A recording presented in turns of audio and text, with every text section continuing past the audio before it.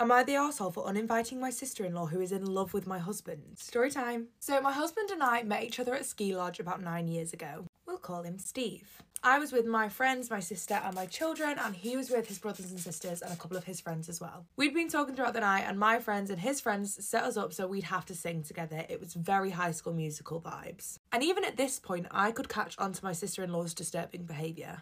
After we had done our little song, we went to the cafe to have a little chat afterwards to get to know each other a bit more. A middle sister, who we'll call Amy, came storming up to us. And for some context, Amy was adopted at birth, so she's not a biological sister at all. She was demanding that he return back to their group. She didn't look at me once and then whined when he told her no. She actually ran off crying and then locked herself in the room, so everybody else in that room had to stay in someone else's room. It was quite the inconvenience. Fast forward to when we bought a house together. We invited our friends and family, and of course Amy was there, but she turned up wearing this like a really skimpy, sexy little clubbing outfit to a housewarming party with friends and family. She literally ignored me the whole entire time and hung off my husband the whole time. She kept kissing him on the cheek, hugging him. She touched his arm whenever he made her laugh. This girl was flirting with her own brother. People commented about how she looked like the girlfriend and I looked like some random girl. She was going around telling everybody about how he'd always said that he didn't want kids, but now he's changed his tune and is playing daddy to my daughter. She even went as far as to talk about how hot his modelling pictures were from when he'd done them in college. And if you think this is bad, things got even worse at the end of the night. This was the night when Steve proposed to me. And as soon as he got down on one knee, this bitch started crying and she ran to the bathroom. Their dad went to go check on her and then he ended up driving her straight home. After that, we didn't see her for years. She skipped our wedding, she skipped the baby shower for our new baby, she skipped family parties. I was absolutely fine inviting her to stuff because I knew she wouldn't actually turn up. She ended up having some sort of mental breakdown and was in and out of treatment for years after this. I wish this girl all the best, but I don't want her disrupting my peace. I just really hope that she gets well again. So I'm currently pregnant and our baby shower is at the end of this month. So my mother-in-law RSVP'd and said that Amy would actually be coming this time and asked if it was okay if she could bring her new boyfriend. And I'm not gonna lie, I was a little bit apprehensive to agree. Well, it took all of 24 hours after this for her to start her old ways. She was texting my husband paragraphs at like 3 a.m. talking about how I destroyed the family and how I'd ruined their relationship. She was asking if he really was happy with his life because he had always said that he didn't want kids, but after I came along, he kind of changed his mind. She then was asking if he had ever thought about her this whole time when they'd not been speaking. That was the last straw for me. I asked him if he was aware of the fact that his sister was in love with him. And Steve had just shrugged his shoulders and said, well, I don't really doubt your theory. He opened up about the fact that when they were 11, she had asked him if they could cuddle and kiss. And he obviously said no. He admitted that since then, her behaviour had always been a little bit strange and dramatic. I then asked him if he would uninvite her for the baby shower because I was convinced that this girl was going to bring all the drama and I was not in the mood. And he said that he needs to speak to his parents first to see what type of state she's in. Am I wrong for canceling my birthday party because my parents cut my sister a slice of my custom-made cake the night before my party when she cried for it? My sister, 11 female, is the miracle golden child. She always gets what she wants whenever she wants. Evident by the title, my parents are always trying to please her and make her happy. They always make a big effort on her birthday and do whatever that she asks for, but they can barely remember mine and they are always conveniently broke. This year, I wanted to enjoy my birthday, so I babysat and even mowed lawns to make this possible. My birthday was a few days ago and the party was scheduled for the day after. I have been planning for weeks and invited all my friends. I bought the food, snacks, and drinks and picked up my custom-made cake, which I was really excited about. It was just perfect. The night before the party, I noticed that my cake, which was in the fridge, had a huge slice missing. When I asked my dad, he shrugged and nonchalantly said that my sister was crying for it and it was just a small piece. My friends wouldn't notice. I yelled at him asking why he would do something like that when it wasn't even bought with his money and that my sister could have waited for tomorrow. This made him angry and he went on a tirade about how I think I'm an adult because of my stupid party, implying at the fact that I did everything myself and did not ask them for anything. I ended up calling it off because I was not able to change the location last minute as I didn't have the means to and I was so hurt. I didn't want to host it at home anymore. One of my friends told me that calling it off was just an overreaction and that I could have just grit my teeth and gone through with doing it at home rather than canceling just hours before.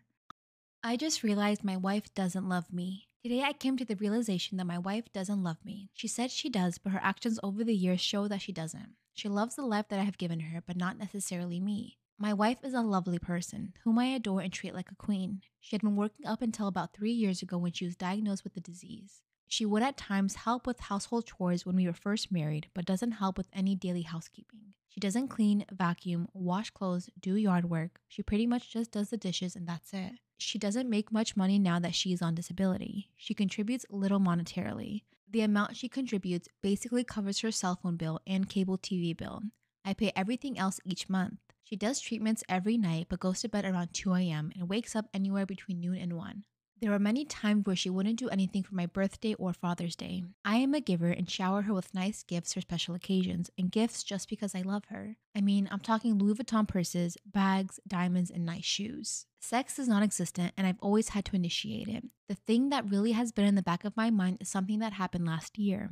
Last August, I had a heart attack. I was feeling bad when I went to bed and woke up at 4 a.m. with really bad chest pain. I went downstairs to find the blood pressure cap to see what was going on. It was really high. I started sweating, had a hard time breathing, and sick to my stomach. I sat down for a few minutes, I looked up signs of a heart attack, and I had them all. I drank some water and felt a tiny bit better. I decided to drive to the hospital. I know it was stupid, but it's a fairly straight shot, and it was early in the morning. I got to the hospital, and they fast-tracked me through and started running tests. My wife woke up at 11 and noticed I wasn't home and tracked me. She texted me, and I told her I was in the ER, and they thought I had a heart attack, and I had all of the markers. She came to pick up the car and dropped off a couple of things. She then left and went to dinner with her friend. The next day, I'm still in the hospital, and I was hurt she went to dinner when I'm in the ER. I told her not to come up, and well, she didn't. She only came up to pick me up to go home. She's been in the hospital about 6 or 7 times. I would visit her every day when she was in the hospital. I would bring her flowers and treats. I would wait in the ER every time to keep her company. I only missed one day, and that was because she was supposed to be released, and I was waiting till she was sprung. This has been sitting on me for the last year. It's not getting better. We had a fight that I instigated today. I told her how hurt I was, and she said my feelings always get her. I asked her if her mother, sister, or grandfather was in the ER with a heart attack, would she go back home to be with them? And she said yes. After that, I knew she wasn't in love with me, just loves what I give her. She doesn't understand that she isn't giving any back in return. She is like a roommate at this point. A roommate that doesn't pay rent or help take care of the house or do much of anything to make my life better. Am I the arsehole for telling my ex-boyfriend's new girlfriend to stop treating me like a surrogate? Story time. So I was with this guy called Steve for 3 months before he decided he was going to go back to his ex, who we'll call Amy. Wow, that's a lot. So just after we broke up, I found out that I was pregnant and I was 24 weeks along. I told Steve about it, he was over the moon, and it turned out that Amy couldn't have kids due to some health situations that she was going through. And I knew that Steve had always wanted to be a dad, so I knew that this would mean a lot to him. We decided that we wouldn't get back together and he would stay with Amy. Anyway, we found out on our first scan that I was actually having twins. He told Amy and Amy did not take this news well. So one day I get a text from Amy and she's like, please can you come over to our place? And she said that she'd really like to be a part of the pregnancy as much as possible because she would eventually be stepmom to the twins. She decided that she wanted to give me advice on how to have a home birth, a certain way to feed the babies, and what they would want to call her when they came. I was a little bit shocked by all of this because I was like, oh, my pregnancy, like my birth, I'll make my own choices. So I decided it'd be best to leave. She didn't stop though. She texted me every day asking what I was eating, how much I was exercising, what I was doing at work. She even joined a genetics counselling meeting with me and tried to make it all about her family history. Like, I'm not too really sure how you think this works, Amy, but there's none of your DNA going on here. And when it was time for a really important scan, Steve wanted Amy to come with me instead of him. But I was like, no. At this meeting, I found out the gender and I shared it on my social media, as everybody does. But then Amy posted a pregnancy announcement about how she was going to have babies, just in a different way. And this really flipping bothered me, but of course I didn't really want to say anything. Amy even went as far as to have a gender reveal party for herself, and she put it online. But I hadn't been invited to this gender reveal. She is even planning a baby shower. I was getting really wound up, so I commented on a post telling her to stop treating me like I'm a surrogate, and I very much reminded her that the children would not be hers when they arrived. I then messaged Steve and I was like, listen, I'm not going to come round again because I need to sort some things out legally here because this woman is scaring me. And that now Steve would not be invited to the birth and my mum would be my only birthing partner. Now Steve and Amy's parents are calling me names, so what do you think? Am I in the wrong for wanting to divorce my husband because he wants a son? I, 27 female, have been with my husband, 29 male, for 5 years, married for 3 of those years. Our marriage was perfect and we were so happy. It felt like our entire life was perfect. Church on a Sunday, loving husband, beautiful home, all of it.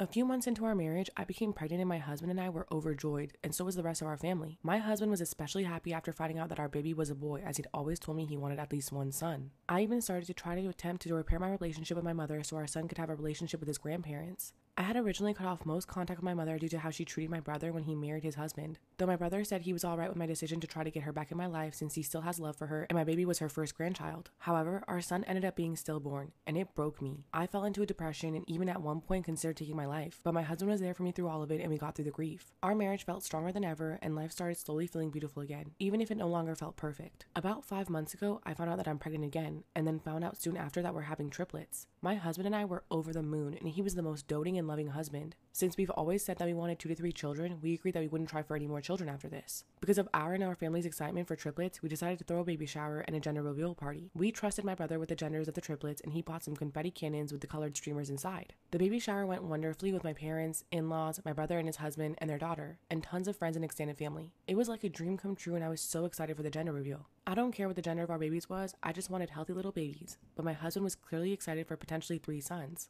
When the time came, me, my husband, and my brother all shot a confetti cannon and all 3 shots came out pink. I was so excited and so was my brother when my husband screamed at the top of his lungs and hit the table in front of us, hitting it so hard that it actually broke. He screamed at me that I was supposed to give him at least 1 son because I killed his first one. That's when I burst into tears. I had been so broken up about our son's stillbirth and part of me had felt it was my fault. And now he, my husband, was, the love of my life, telling me that it was. My brother immediately stepped in and tried to get my husband to calm down, but my husband shoved my brother. So my brother instead pulled me inside where I cried in the living room while my husband's mother tried to calm him down. I could hear him screaming outside about how 3 daughters is too many, how he doesn't want 4 kids but he also wants a son. Ever since that moment, my husband has hardly talked to me. He's been sleeping in the guest bedroom, and when we do interact, he's clearly upset and mad and tries to argue with me. I try to talk to him about it and ask how he'll be with our 3 daughters, but he spat at me and told me that he'll provide them with shelter and food, but he isn't interested in daughters and doesn't plan to have a close relationship with them. That sealed the deal that I want to divorce him, and I cried myself to sleep last night. Earlier today, I confided in my mother and my mother-in-law about all of this, and they told me that I can't divorce my husband just because he wants a son. I don't want my daughters to grow up in an unloving household where their parents constantly argue and their father doesn't love them. The moment my husband said I killed our son, I felt as though I lost all the love I had for him in an instant, and I don't want my daughters to be in that kind of household. However, both mom and mother-in-law say it's just natural for men to want sons, and that at least he isn't saying he'll mistreat them. They treated this as an absolute fact and acted as though I'm just being a silly little girl who doesn't know anything. I felt incredibly small and stupid. I don't know what to do. My mother and mother-in-law make me feel like I'm maybe overreacting to my husband's behavior, but my brother says that this is not normal as he and his husband are both men who absolutely love their daughter. I'm also not sure what I'll do with myself if I divorce my husband. I don't work, and I'm not sure how I'll be able to find a job that can support me and 3 babies all on my own, or how I'll make time for all of them when I have to work. I feel so lost and helpless. I'm torn on what to do because I worry divorce will be too harsh of a decision and that maybe my mother and mother-in-law are right. Am I in the wrong? What should I do? Update. Am I in the wrong for wanting to divorce my husband for wanting a son? After reading everyone's comments, I decided to take action immediately and went to my brother's house. We talked for hours through the night and came up with a plan. I'm going to divorce my husband. He's shown the kind of man he is and I don't want to live in or raise my daughters in that kind of environment. I'm going to move in with my brother and brother-in-law during all of this. He and his husband have a nice, large house where I can have my own room and a nursery for the triplets. I originally worried that perhaps myself and 3 babies would be overwhelming or a burden to him and my brother-in-law, but they assured me that they would love to have us here. I knew everything would be okay when my brother even offered to have a baby monitor put in their bedroom so he could help if more than one of the triplets woke up during the night. My brother-in-law has a nice, high-paying job and my brother works from home, so I'll have a stable environment and my brother will help out with his nieces. My own niece is excited for us to live with her. The current plan is I'll live with my brother and brother-in-law for a while, and once my babies are old enough where I feel comfortable putting them in daycare, which my brother-in-law has offered to pay for, then I can try to find a job on my own where I can save up money and eventually move into a nice place of my own with my daughters. I am so thankful for my brother and brother-in-law. They truly feel like angels. My brother and I are also going to go no contact with my mother. My brother and I discussed her behavior with us growing up, how she treated him when he came out and also got married, and how she's treated me the past few days. We decided that this was the best course of action as we've given her many chances in our lives to become more stable and kind, but she's always refused them. And we want our daughters to grow up in and with a loving family. When I knew my husband had left for church this morning, my brother, brother-in-law, and I went to my house and got all of my important things such as documents, clothes, and things that are special to me, as well as all the baby things. My brother-in-law's mother watched my niece while we did all of this. She's a kind woman and has offered to be a grandmother to my own babies, which I happily accepted. I'll admit that I cried. I've cried a lot lately, but mostly happy tears. Because my brother and I didn't go to church, my ladies' Bible study group texted me asking if we were all right and if we needed anything. I texted them back and told them the truth and what had happened, and they were all horrified. They told me that they support me and are proud of me for taking action, and are now even planning a bake sale at the church to help raise money for me and my babies. Also, apparently my husband went out to lunch after church with his men's Bible group. One of the other members is husband to one of my friends in the Bible group, and when he found out what happened, he yelled at my husband so much that he cried. I got a little bit of joy out of hearing about that, not going to lie. My pastor even called me and asked if I'm okay, and he let me know that I'll always have people who support me at my church, which I'm very grateful for. After my husband came home from church and saw that most of my stuff was gone, he blew up my phone. But my brother-in-law called him for me and said that he would pay for my husband to get therapy for his grief over our son, and also told him to leave me alone. My husband has not tried to contact me since, and he has yet to give my brother-in-law an answer for his therapy offer. All in all, I'm so grateful for my brother and brother-in-law. I wouldn't be able to do any of this without them. I'm hopeful for the future, and while this isn't the kind of future that I imagine for myself or my babies, this is definitely the best one that I can currently give them. They say it takes a village, and my babies will definitely have a village full of love and support. Thank you and bless you to everyone who left comments supporting me. I'm grateful for all of them.